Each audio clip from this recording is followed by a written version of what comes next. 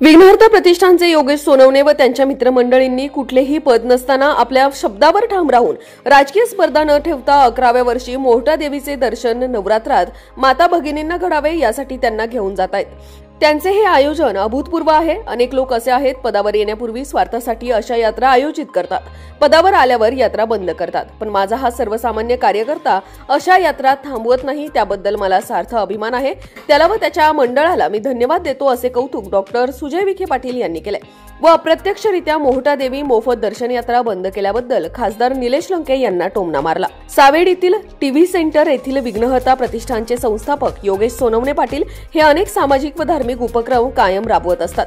गेली 10 वर्ष ते परिसरातील महिलांना मोहटा देवी दर्शन घडवत आहेत। त्यांच्या या 11 वर्षीचा दर्शनाचा शुभारंभ माजी खासदार सुजय विखे यांच्या हस्ते आज करण्यात आला।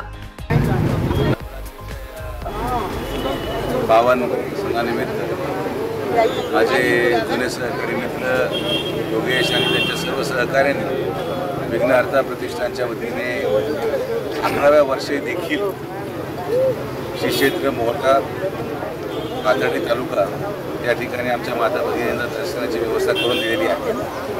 परमार्थ करत असताना राजकीय स्वार्थ न ठेवता आज कुठलंही पद नसताना त्यांनी आपल्या शब्दावर कायम राहून आपल्या माता भगिनींना एक अभूतपूर्व असं आयोजन करत दर्शन करून तिथं नाश्त्याची सोय आणि अशा अनेक उपयोजना योगेशने केलेल्या आहेत। अनेक लोक असे आहेत की जे पदाला येण्यापूर्वी स्वार्थासाठी अशा प्रकारच्या यात्रा आयोजित करत होते, पण पदावर आल्यानंतर त्या यात्रा बंद करण्यात आल्या। पण हा एक सर्वसामान्य कार्यकर्ता आहे जो पदावर नसताना देखील अशी यात्रा थांबवत नाही, याचा मला सार्थ अभिमान आहे। मी आमच्या विखे पाटील परिवाराच्या वतीने विघ्नहर्ता प्रतिष्ठानच्या सर्व आयोजकांना या यात्रेसाठी नवरात्रीच्या दसऱ्याच्या शुभेच्छा देतो। धन्यवाद। जय श्रीराम।